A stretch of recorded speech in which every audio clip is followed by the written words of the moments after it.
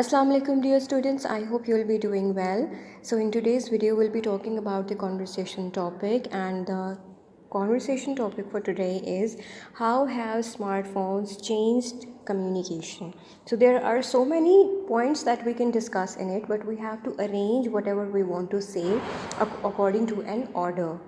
So, the first point we have is introduction. So, how are you supposed to start your topic? By introducing your topic and a little much relevance to the history of the topic.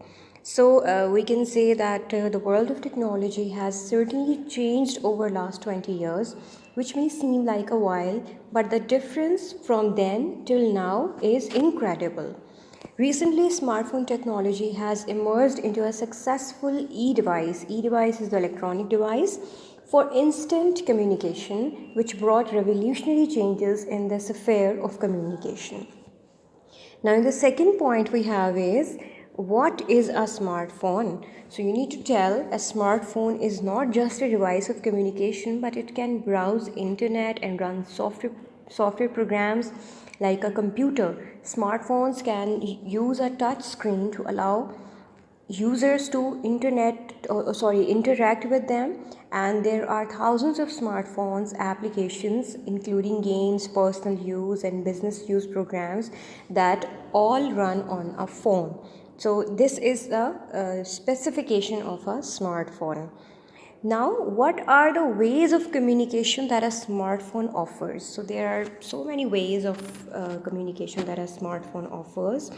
There are few points I have jumbled up in the topic, this particular point into the sub points. The first one is text and calls for quick communication, applications, video chat, emails, tracking software, and these are the 5 points that you can talk about the ways of communication. For example, we can tell that it is handy, we can do text, and we can send calls and emoji filled text, not only the real text. Although apps are becoming more of the go-to for communicating, text and calls are still even used, and they are handy and quickly delivered. Whereas second is apps, like we have applications that we can download and they run on their own. For example, Wi-Fi and running of data.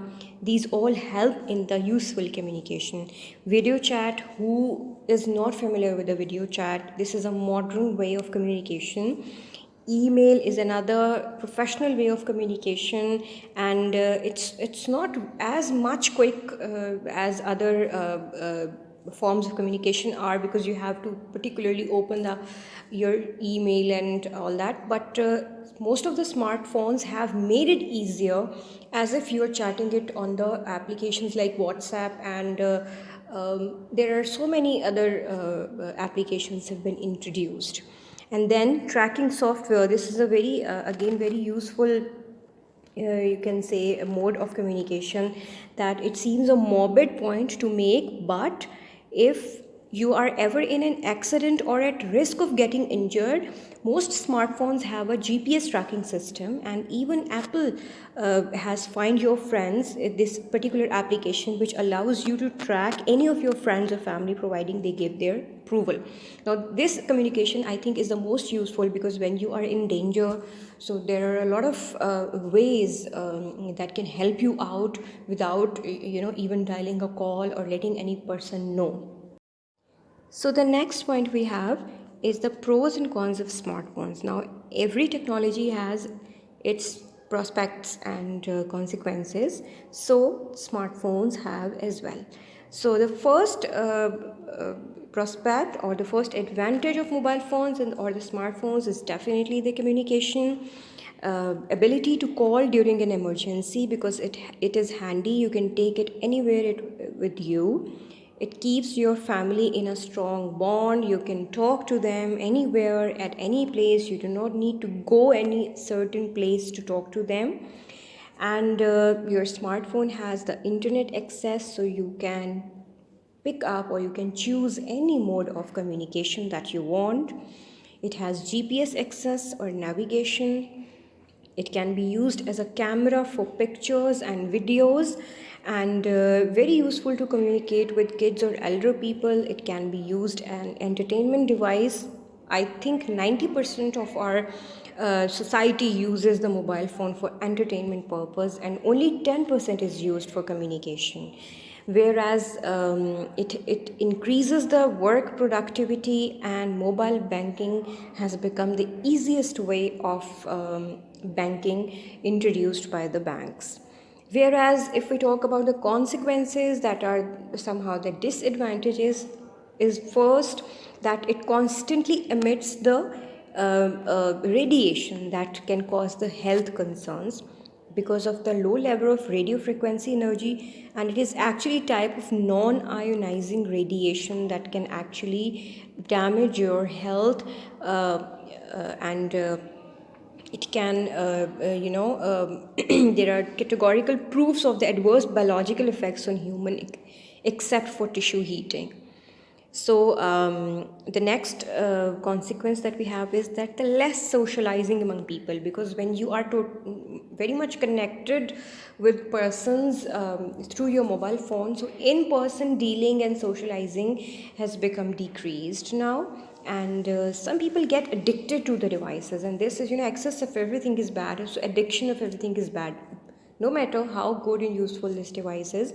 But if you are addicted to it, it will definitely lead to the bad effects. Next is the e-waste, electronic, because definitely it is connected to electronics, so it is the electricity wastage, somehow you can say. And in these days, who else is not familiar with the electricity crisis we have in this country? So this can be a consequence as well. And the next point is that it is dangerous when using during driving. So the news every day is full of accounts of people getting into accidents because they were talking on their cell phones or texting while driving. So cell phones can, however, be used as GPS device if properly secured, mounted in the vehicle. Otherwise, using or getting yourselves defocused while driving can lead you to major accidents as well. So we should know that a few of the pros and cons of cell phones use, but hopefully you will become a more informed user how you have to use it. And as you can see that there are many positive features, but also some pitfalls when it comes to this very useful modern device. So use yours wisely, and don't forget that there is a lot of beauty in the world, and it's definitely not all those little screens. So this is how you can conclude your topic. So that is it. I think I have given you enough of information that you can add in this particular topic. If you want to add points of your choice, you're more than welcome. These are just model works for you, or just a driving force for you, how you can pull off your knowledge according to the particular topic. So that is it for today. Take care of yourselves, and Allah Hafiz.